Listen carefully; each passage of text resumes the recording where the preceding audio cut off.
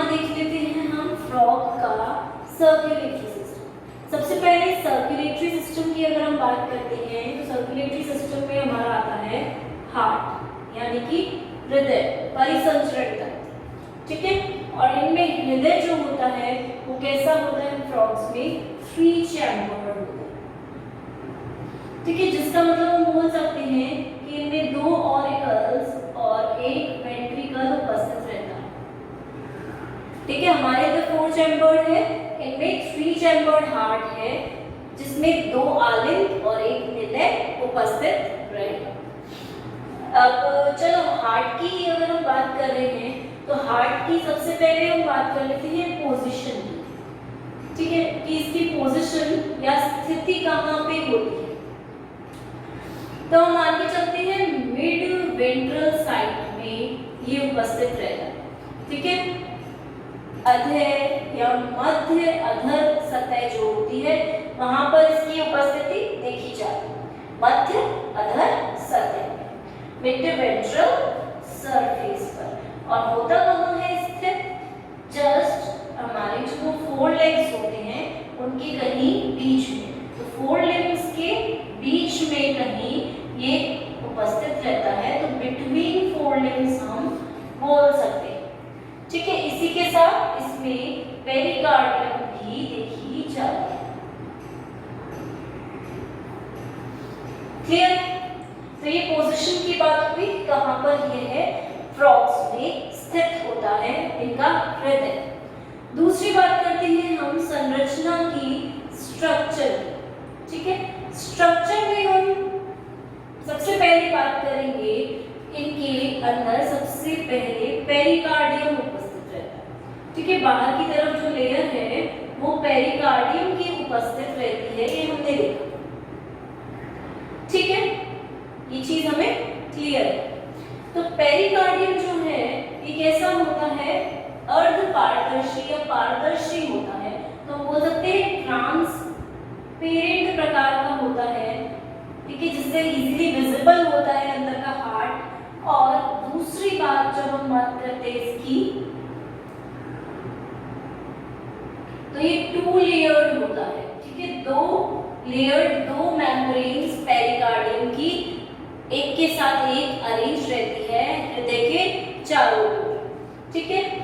अब इन दोनों लेयर के बीच में खाली जगह होगी, उसे हम पेरिकार्डियल स्पेस बोल सकते हैं, ठीक है, पेरिकार्डियल स्पेस बोल सकते हैं, क्योंकि दोनों के बीच की जो खाली जगह है, दोनों मेम्ब्रेन्स के बीच में, दोनों भित्तियों के बीच में, और वहां पर क्या उपस्थित होगा, पेरिकार्डियल द्रव्य, पेरिकार्डियल फ्लूइड की प्रेजेंस वहां पर देखी जाएगी, राइट। तो इसी तरह की संरचना पेरिकार्डियम की हृदय के चारों तरफ होती है, जो कि क्या कर रही है, एक तरह से सुरक्षा प्रदान कर रही है, प्रोटेक्ट कर रही है हार्ट को।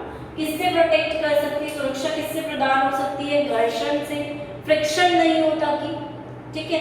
प्लस इसमें द्रव्य उपस्थित है, तो द्रव्य के कारण अगर हार्ट दम सिकुड़ता है, फैलता है, तो ये सारी चीजें भी आसानी से हो पाती हैं और घर्षण डायरेक्ट नहीं, ठीक है। तो मेंटेनेंस रहता है, इसकी सुरक्षा प्रदान करता है पेरिकार्डियम। अब दूसरी संरचना की अगर हम बात करते हैं यहाँ पर, तो हम बात करते हैं एक्सटर्नल स्ट्रक्चर की, बाह्य संरचना जो है हार्ट की, इनके हृदय की, वो किस प्रकार से होती होगी, राइट। तो एक्सटर्नल स्ट्रक्चर में सबसे पहले हम मान के चलते हैं कि ये होता कैसा है, ट्रायंगुलर होता है, ठीक है, त्रिकोणीय होता है, रेड कलर का होता है, रेड कलर का स्ट्रक्चर होता है जो कि ट्रायंगल जैसा। अब इस हम एक्सटर्नल साइड से डॉर्सल व्यू भी देखेंगे और इसका वेंट्रल व्यू भी देखेंगे, ठीक है। डॉर्सल व्यू और वेंट्रल व्यू इसका अलग अलग प्रकार से होता है, अलग अलग देखने को मिलता है। पृष्ठ सतह पर हमें कुछ और देखने को मिलेगा, और ये जो अधर सतह है यहाँ से हमें कुछ और चीजें देखने को मिल सकती है। तो इस तरह की संरचना हम एक बार यहाँ पर देख लेंगे।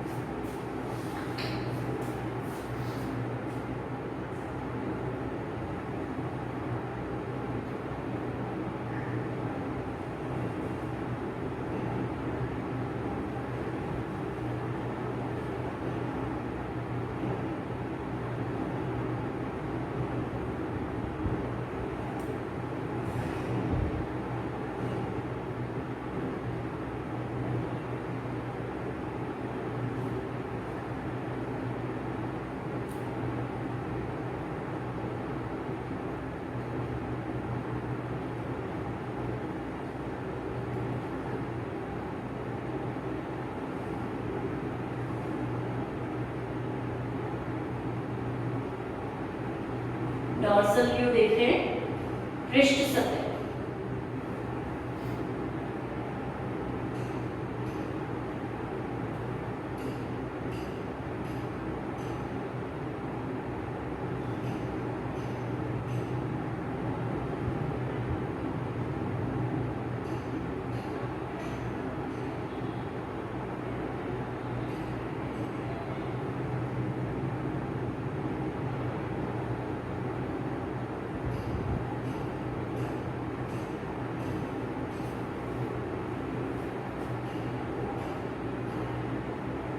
ये क्या है, लेफ्ट साइड है,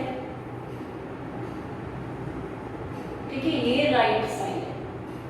तो राइट ऑरिकल हुआ, ये हुआ वेंट्रिकल, ठीक है, इसमें कोई डेविएशन नहीं है, ये एक ही है उपस्थित।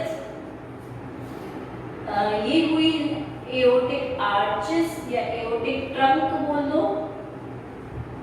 ठीक है।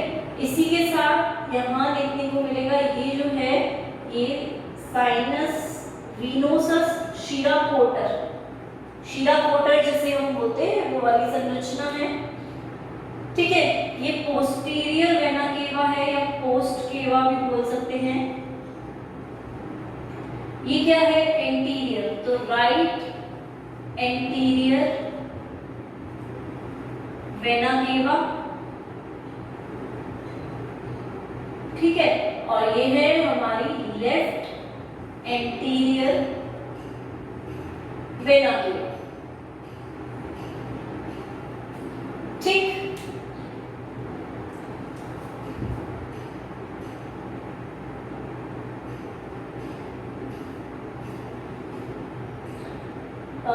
बस ये सारी संरचना यहाँ देखने को मिली, ठीक है। एक और जो चीज यहाँ देखने को मिलती है वो ये है कोरोनरी सल्कस, इसकी हम बात करें।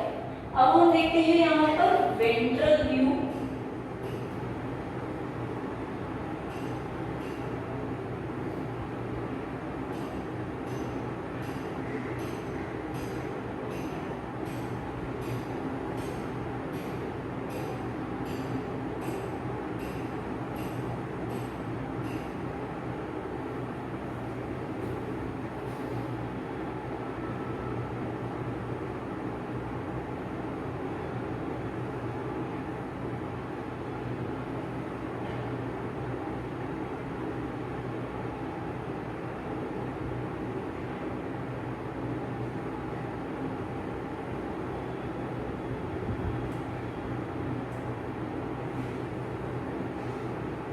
ठीक है, तो इसे हम बोलेंगे लेफ्ट ऑरिकल, राइट ऑरिकल, और इसे हम बोलेंगे वेंट्रिकल, ठीक है। यहाँ होगा कोरोनरी सल्कस उपस्थित बीच में, ठीक है। ये है एओर्टिक ट्रंक जैसी संरचना, ठीक है। और इसको अगर हम बोले तो इसको हम बोल सकते हैं कोनस आर्टेरियोसस, कोनस आर्टेरियोसस, ठीक है। और यहाँ पर उपस्थित होगी एंटीरियर वेना केवा, यहाँ पर एंटीरियर वेना केवा, यहाँ पर पोस्ट केवा, ठीक है। तो यहाँ पर पोस्टीरियर केवा और यहाँ पर ये है लेफ्ट एंटीरियर वेना केवा, ये है राइट एंटीरियर वेना केवा, ठीक है। तो इस प्रकार से दोनों साइड का व्यू हम देख रहे हैं, राइट। दोनों साइड का व्यू देखा हमने, तो चलो एक्सटर्नल स्ट्रक्चर की ही बात करते हैं, ठीक है। एक्सटर्नल संरचना की बात करें। हमने देखा कि एक्सटर्नली बाहर से हार्ट जो है इनका वो 3 चैम्बर में डिवाइडेड है, जो आलिंद है वो 2 भागों में डिवाइडेड है, ठीक है। मतलब हम बोल सकते हैं कि राइट वाला दायां आलिंद जो है राइट ऑरिकल जो है वो थोड़ा बड़ा है, साइज में लार्ज है, वहीं लेफ्ट ऑरिकल जो है वो साइज में छोटा है, ठीक है। और नीचे की तरफ क्या उपस्थित है, वेंट्रिकल, जो कि सिंगल है। ये चीज हमें क्लियर है। दूसरी चीज, जब हम डॉर्सल साइड से देखते हैं तो हमें क्या देखने को मिलता है, ये भी देखो, ये भी मार्क करना, पल्मोनरी वेन्स है,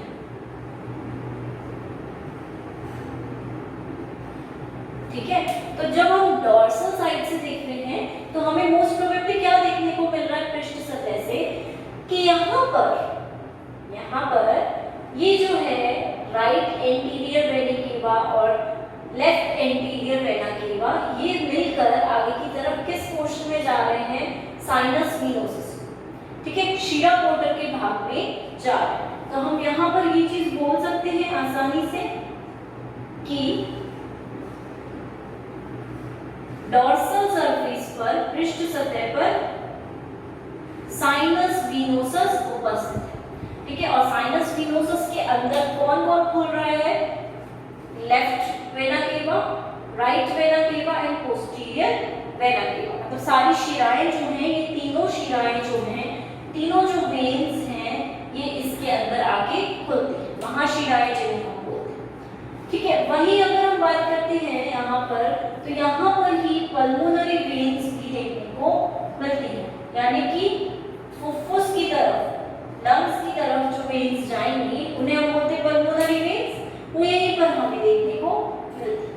वहीं अगर हम वेंट्रल सरफेस की बात करते हैं यहाँ पर, ठीक है, तो वेंट्रल सतह पर हम देखते हैं कि यहाँ पर ये जो एओर्टिक ट्रंक है, ऐसी संरचना यहाँ देखने को मिलती है बीच की तरफ, ठीक है। वो देखिए, राइट ऑरिकल बड़ा है, लेफ्ट ऑरिकल छोटा है, ठीक है। तो वेंट्रल सरफेस पर हम बोल रहे हैं कि हमें क्या देखने को मिल रहा है, एओर्टिक ट्रंक जैसी संरचना, ठीक है। अब नीचे की तरफ अगर जाते हैं तो वहां मिलता है हमें ट्रंकस आर्टिरियोसस देखने को मिलेगा, या कोनस आर्टिरियोसस आगे की तरफ यहाँ पर देखने को हमें मिल सकता है। तो इस प्रकार की संरचना हमें यहाँ देखने को आसानी से मिल जाती है, ठीक है। बाहर से एक्सटर्नली ही बात करें तो डॉर्सल और वेंट्रल सरफेस में काफी ज्यादा अंतर हमें मिलेगा। और जो हमारी अब एओर्टिक ट्रंक है, ये भी एओर्टिक आर्चेस में, मतलब चाप में आगे जाकर डिवाइड हो जाती है, ठीक है। मतलब इनका डिवीजन होता है आगे जाकर विभिन्न प्रकार की चाप में, और इनके डिवीजन 3 प्रकार से होते हैं। कहाँ हम मेंशन कर सकते हैं इनके डिविजन्स को, तो चलो यहाँ पे ही देख लेते हैं, ठीक है। ये आगे की तरफ चाप में डिवाइड हुई है और 3 प्रकार के डिविजन्स यहाँ देखने को मिलेंगे। एक होगा कैरोटिड, दूसरा होगा सिस्टेमिक, और तीसरा होगा पल्मोक्यूटेनियस, ठीक है। तो इस प्रकार से 3 भागों में डिवाइड होती है, आगे की तरफ ब्रांचिंग करती है, शाखाएं बनाती है। तो हम बोल सकते हैं कि ये एओर्टिक ट्रंक एओर्टिक आर्च में 3 प्रकार से विभेदित हैं, जिसमें पहली हो गई कैरोटिड आर्क, ठीक है, दूसरी हो गई सिस्टेमिक आर्क, और तीसरी हो गई पल्मोक्यूटेनियस आर्क, ठीक है। ये कहाँ से ब्लड आती हैं, कहाँ जाती हैं, ये सब चीजें हम देख लेंगे। तो पल्मोक्यूटेनियस आर्क, ये 3 चापों में आगे जाकर ये विभेदित हो जाती है, दोनों की दोनों जगह पर इस तरह से 3 संरचनाएं देखने को मिल जाएगी। और जो हम बोलते हैं कोरोनरी सर्कस जो संरचना है, इन दोनों को डिवाइड कर रही है, ठीक है।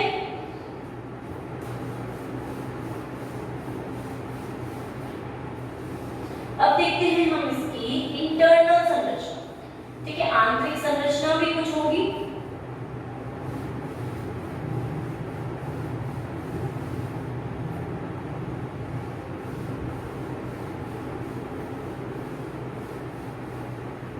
ठीक है, बात करते हैं इंटरनल संरचना।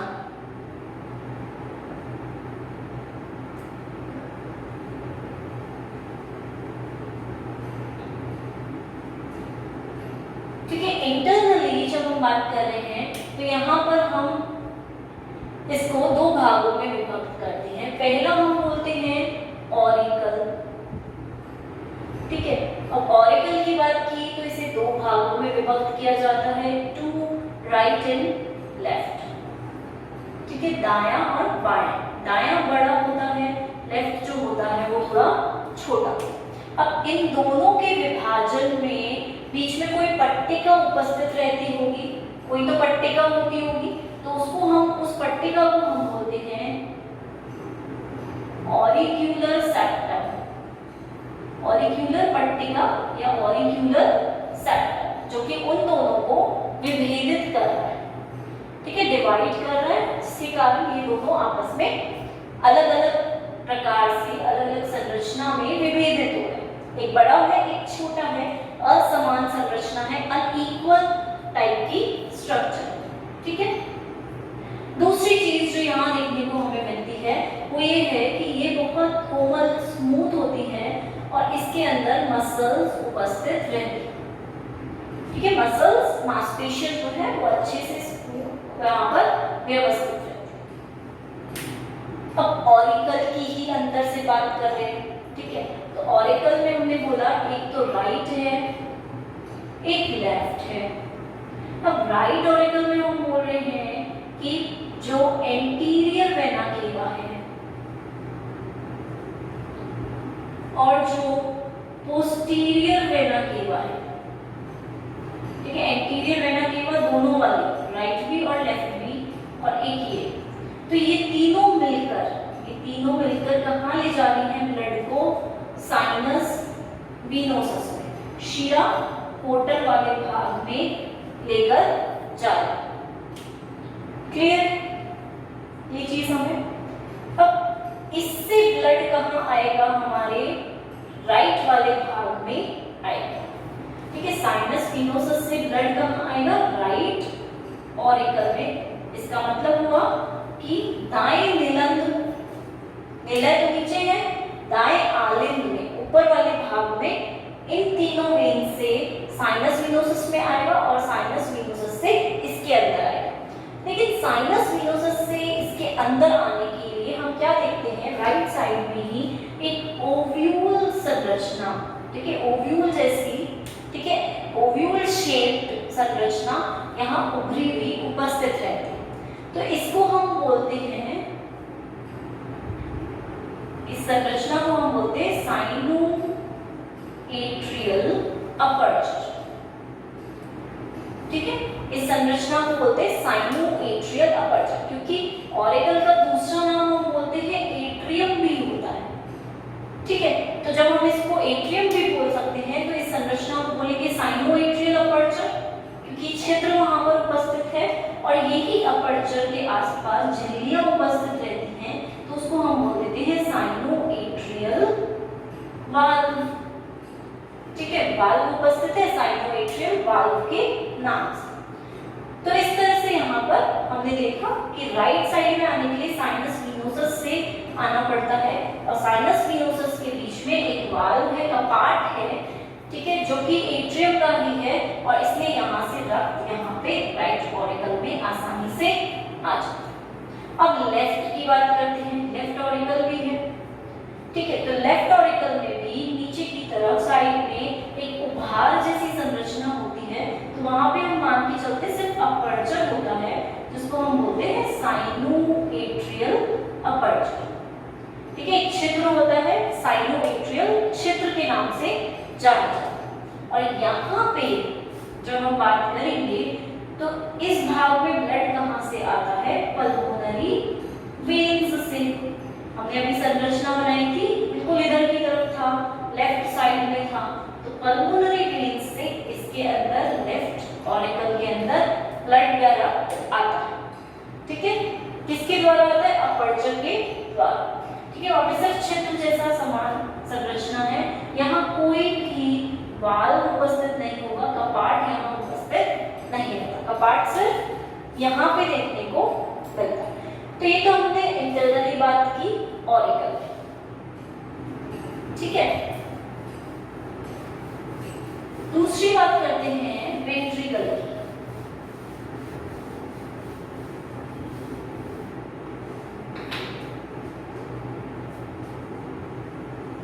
निलय की बात करते हैं, ठीक है। वो चीज क्लियर है, दोनों राइट और लेफ्ट साइड अलग अलग जगह से लड़ रहा है। राइट साइड कहां से आ रहा है? वेना केवा से, साइनस विनोसस से, शिरा पोर्टा से। और वाल्व कौन सा है? Sinoatrial valve. कपाट ये है तो छिद्र भी होगा, छिद्र के आसपास ही कपाट उपस्थित रहेगा। वहीं लेफ्ट साइड कहां से आ रहा था? पल्मोनरी वेन से, जहां कपाट उपस्थित नहीं है, ठीक है। पल्मोनरी शिराएं जो होती है वहां से आ रहा है। अब वेंट्रिकल की बात करते हैं तो ये वाला भाग काफी ज्यादा मस्क्यूलर होता है, ठीक है, बहुत ज्यादा पेशियल होता है और इसकी भित्ति जो होती है वो मोटी भी होती है, थिक वॉल भी हम कह सकते हैं ये होता है। अब इसी में हम देखते हैं अंदर की तरफ सिर्फ एक चैम्बर उपस्थित है, ठीक है, ओनली वन चैम्बर, कोई राइट नहीं, कोई लेफ्ट जैसी संरचना यहाँ देखने को हमें नहीं मिलती, ठीक है। अब हम बात करते हैं यहाँ पर एक पेशीय स्तर होता है, मस्क्यूलर लेयर जो होती है वो यहाँ पर पाई जाती है, पेशीय स्तर पाया जाता है। और उस पेशीय स्तर को हम बोलते हैं कॉलमना कॉर्निया, जो कि इसकी भित्ति के अंदर फैला रहता है, ठीक है। वेंट्रिकल निलय में भित्ति के अंदर ये पेशीय स्तर फैला रहता है और इसको हम नाम देते हैं कॉलमना कॉर्निया, ठीक है। अब इसी भाग में हम देखते हैं कि वाल्व भी उपस्थित रहता है, कपाट भी उपस्थित रहता है, और उस कपाट को हम क्या नाम देते हैं? एट्रियोवेंट्रिकुलर अपर्चर, ठीक है, आलिंद निलय छिद्र, ठीक है। इस छिद्र के चारों ओर एक झिल्लीनुमा आकृति देखने को मिलेगी, एक मेम्ब्रेन जैसी संरचना देखने को मिलेगी, तो उसे हम बोलते हैं एट्रियोवेंट्रिकुलर वाल्व, आलिंद निलय कपाट। और कपाट का काम क्या होगा कि ब्लड को ये, रक्त को ये दूसरी डायरेक्शन में नहीं जाने देगा, ठीक है। कपाट अगर बंद हो जाता है तो रक्त वापस ऊपर की तरफ नहीं जाएगा, नीचे ही जाएगा। एक और चीज जो यहाँ वाल्व के पास में देखने को मिलती है वो है कुछ पेशियां हैं, पॉडी टेंटिनी जिन्हें हम बोलते हैं, ठीक है। इस नाम की पेशियां यहाँ वाल्व के पास उपस्थित रहती है। तो जब ऐसा लगता है कि ब्लड ऊपर की तरफ जा सकता है, प्रेशर बढ़ गया है, हम बोलते हैं अंदर की तरफ जो दबाव है, दाब जो होता है वो अगर बढ़ गया है तो हो सकता है ब्लड ऊपर चला जाए। तो ये जो पॉडी टेंडिनी होती है ये खिंच जाती है, ठीक है, इनमें खिंचाव हो जाता है, ये खिंच जाती है, जिसके कारण कपाट फटाफट से बंद हो जाता है, तो वापस ऊपर की तरफ रक्त प्रवाह नहीं रह पाएगा, ब्लड फ्लो बैकवर्ड डायरेक्शन में नहीं देखा जाएगा। दूसरी चीज जो यहाँ काफी इंटरेस्टिंग लगती है वो ये है कि एट्रियम से वेंट्रिकल को सेपरेट करना भी जरूरी है। तो सेपरेशन जब बाहर से होता है तो उसे तो हमने बोला था कोरोनरी सल्कस जो है वो आलिंद से निलय को सेपरेट कर रहा है बाहर की तरफ। इन दोनों के बीच में ये संरचना सल्कस जैसी संरचना उपस्थित रहती है, लेकिन इंटरनली यहाँ पर सेप्टम होगा, ठीक है, विभाजन पट्टिका होगी, वही इनको सेपरेट करेगी। तो उस पट्टिका को नाम दिया जाता है एट्रियो वेंट्रिकुलर सेप्टम, जिसके द्वारा आलिंद निलय से अलग हो जाता है। तो इस पट्टिका को हमने क्या बोला? आलिंद निलय पट्टिका। वाल्व भी है, आलिंद निलय कपाट, ठीक है। तो इस तरह हम वेंट्रिकल की इंटरनल आंतरिक संरचना की बात कर लेते हैं। इंटरनल संरचना इस प्रकार से व्यवस्थित रहती है, जिसमें कपाट भी है, जिसमें सेप्टम भी है, विभाजन पट्टिका भी है, और काफ़ी मसल की जो लेयर्स हैं कॉलमना कॉर्निया भी देखी जाती है। अब इसी के जस्ट बाद एक और संरचना जो हम देखते हैं वो उसे हम बोलते हैं कोनस आर्टेरियोसम, ठीक है। और ये संरचना हम अभी देखेंगे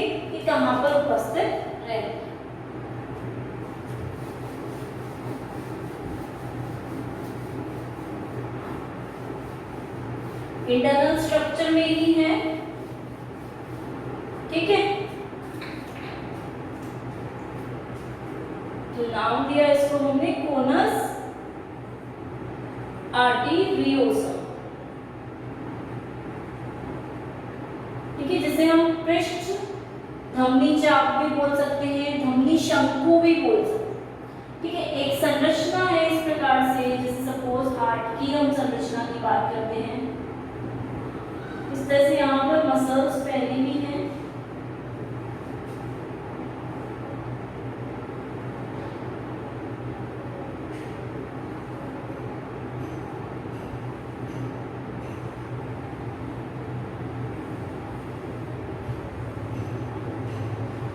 ये कहलाता है कोनस आर्टेरियोसम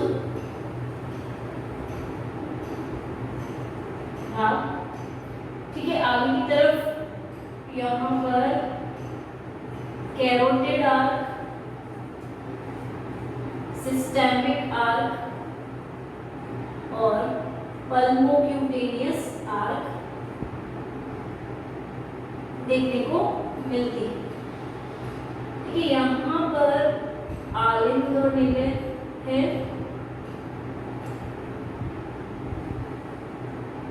ये हमारा आलिंद हो जाएगा, और नीचे की तरफ है वेंट्रिकल, ये वेंट्रिकल भाग है यहीं से, ठीक है। यहाँ पर देखिए हम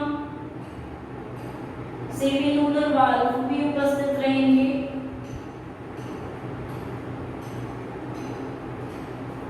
ठीक है। ये एओर्टिक ट्रंक रहेगी, तो इस प्रकार से यहाँ हमें संरचना देखने को मिलेगी। साइनेंजियम भाग रहेगा, ठीक है, यहाँ पे इस तरह से। तो ये नीचे वाला भाग तो हमारा हो जाएगा वेंट्रिकल, ऊपर वाले आलिंद हो जाएंगे, दोनों राइट और लेफ्ट पार्ट, ठीक है। तो यहाँ कोनस आर्टेरियोसम की बात करते हैं। ये संरचना जो है, ये संरचना शुरू कहाँ से हो रही है, तो हम मान के चलते हैं यहाँ पर डॉर्सल पृष्ठ सतह से आ रही है वेंट्रिकल की। वेंट्रिकल जो है, निलय जो है उसके पृष्ठ सतह से आते हुए कहाँ खोल रही है, वेंट्रल सरफेस पर, ठीक है। वेंट्रल सरफेस पर ये आ रही है, वेंट्रल सरफेस की तरफ आ रही है, तो अधर सरफेस पर, अधर सतह पर ये संरचना देखने को मिलती है, ठीक है। कोनस आर्टेरियोसम की जब हम बात करते हैं तो इसको हम बोलते हैं कि यहाँ पर इस संरचना में मसल्स उपस्थित रहती है, मांसपेशियां उपस्थित रहती है, और ये मांसपेशियां कॉन्ट्रैक्शन भी करती है, ठीक है। इनमें संकुचनशीलता भी होती है, जैसे हमारे आलिंद और निलय में पाई जाती है संकुचनशीलता, सेम वैसी ही संकुचनशीलता हमें यहाँ पर इस भाग में देखने को मिलती है, ठीक है। अब इस भाग में हम बोलते हैं कि 4 सेमीलूनर वॉल्स पाए जाते हैं, ठीक है। 4 अर्धचंद्राकार कपाट पाए जाते हैं, इनको हम बोल सकते हैं 4 साइनो आर्टेरियोसम वाल्व्स, ठीक है। आर्टेरियोसम कपाट जो होते हैं यहाँ उपस्थित रहते हैं, जो थैले समान संरचना, बैग लाइक स्ट्रक्चर की तरह यहाँ रहते हैं, ठीक है। और ये क्या करते हैं, वेंट्रिकल से ब्लड को ऊपर की तरफ लेकर जाते हैं, ठीक है। इस भाग में लेकर आते हैं कोनस आर्टेरियोसम भाग। तो सिर्फ ये होगा कि ये कपाट खुलेंगे, ब्लड नीचे से यहाँ की तरफ आएगा, तभी हमने देखो ये वाला डायरेक्शन बनाया है यहाँ पे, मतलब ब्लड वापस ब्लैक फ्लो नहीं होगा, नीचे की तरफ नहीं जा सकता। जैसे ही ब्लड यहाँ पर आएगा तो ये जो कपाट है ये फूल जाएंगे, ठीक है, फैलाव हो जाएगा, फूल जाएंगे और फिर कपाट बंद हो जाएगा। अब आगे की तरफ वापस नीचे ब्लड नहीं जा सकता, ठीक है। तो इन सेमिलूनर वाल्व्स में ऊपर की तरफ कहाँ से आ रहा है, वेंट्रिकल से ब्लड आ रहा है कोनस आर्टेरियोसम भाग, ठीक है। ये ब्लड फ्लो है, रक्त का प्रवाह है, किस तरह से रक्त आ रहा है। अब क्योंकि यहाँ पर वाल्व्स कपाट उपस्थित हैं, तो इसीलिए ये जो कोनस आर्टेरियोसम भाग है ये विभिन्न भागों में विभक्त हो जाता है। तो इन कपाटों के कारण ही हम बोलते हैं कि ये दो भाग, दो असमान भाग, दो अनइक्वल पार्ट्स में डिवाइड होता है। पहला वाला कहलाता है फाइलेंजियम, जो कि पास में होता है, ठीक है, समीपस्थ भाग है, बिल्कुल प्रॉक्सिमल भाग है, ठीक है, पास में उपस्थित है। और दूसरा भाग कहलाता है बल्बस आर्टेरियोसम, ठीक है, बल्ब के समान फूला रहता है इसलिए, और इसका दूसरा नाम होता है साइनेंजियम, राइट, दूसरा भाग इसका होता है साइनेंजियम। तो साइनेंजियम भाग दूरस्थ भाग है, दूर की तरफ उपस्थित रहेगा, ये पास में उपस्थित है। तो इस तरह से इसका पार्टों के कारण ये भाग दो भागों में विभक्त हो जाता है, ठीक है, फाइलेंजियम एंड साइनेंजियम, ठीक है। अब दूसरी चीज जो यहाँ देखने को मिलती है कि यही भाग, ये जो कोनस आर्टेरियोसस भाग है, यही भाग आगे जाकर अग्र भाग में जाता है, तो उसे हम बोलते हैं ट्रंकस आर्टेरियोसस,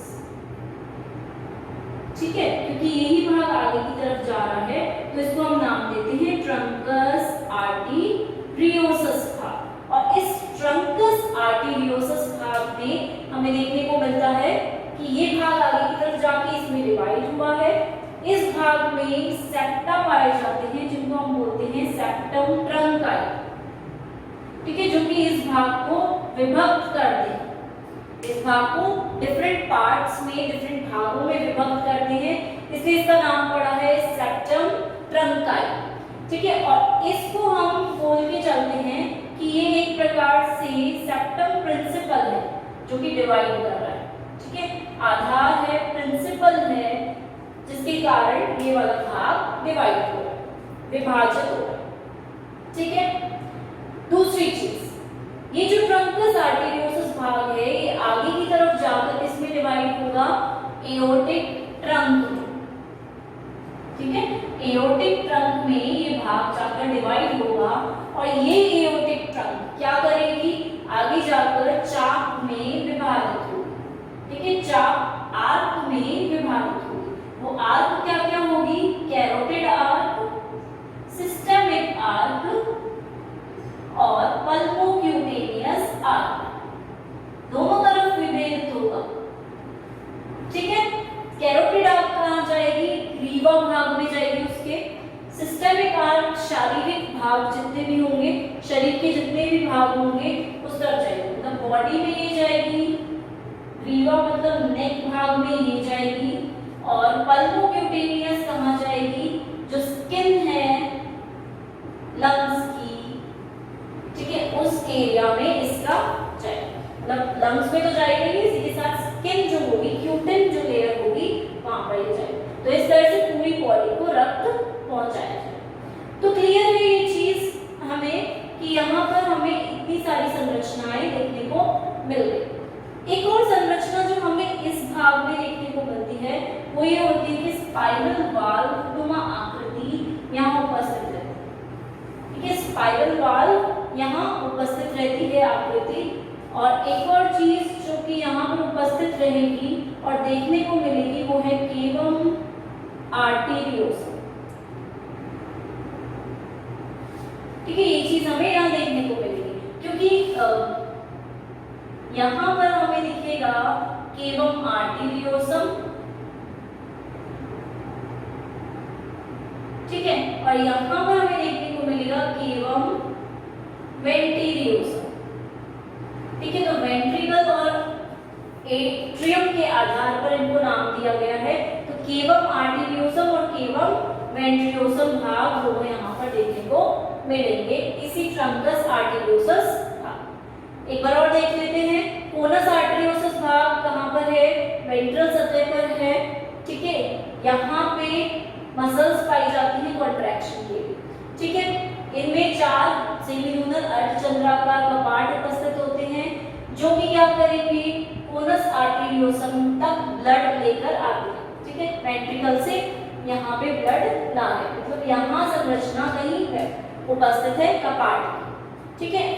इसी इसी को इन कपाटों के कारण दो भागों में विभक्त किया जाता है। बड़ा होता है फाइलेंजियम भाग जो कि यहीं कहीं पास में उपस्थित रहता है, और दूर की तरफ रहता है साइलेंजियम भाग जो कि दूर हो जाता है, बल्बस आर्टेरियोसम भी कहलाता है, दूरस्थ भी हो गया और थोड़ा छोटा भी हो गया। ठीक है, अब यही कोनस आर्टेरियोसम आगे की तरफ अग्र भाग की तरफ जाएगी तो ट्रंकस आर्टेरियोसस में डिवाइड होगी। ठीक है, ये ट्रंकस आर्टेरियोसस के अंदर स्पाइरल वाल्व जैसी संरचना होती है, सर्पिल आकार में वाल्व जैसी, और केवम आर्टेरियोसम भाग पाया जाता है। सेप्टम ट्रंकाई इस भाग को डिवाइड करती है और इसलिए हम इसको सेप्टम प्रिंसिपल भी कहते हैं। और जब ये आगे की तरफ जाएगा तो ये एओर्टिक ट्रंक भाग में जाएगा। एओर्टिक ट्रंक भाग में कोई मसल्स नहीं होती, यहाँ पर कोई कॉन्ट्रैक्शन या संकुचनशीलता नहीं देखी जाएगी। ये भाग आगे एओर्टिक आर्क में चाप में विभेदित रहेगा, कैरोटिड नेक की तरफ जाएगी, सिस्टेमिक पूरे शारीरिक भागों में जाएगी, पल्मोक्यूटेनियस स्किन और लंग्स में जाएगी, त्वचा में भी जाएगी। तो इस प्रकार से यहाँ पर इंटरनल आंतरिक संरचना की हमने बात की थी, तो आंतरिक संरचना इसमें इस प्रकार से उपस्थित रहती है।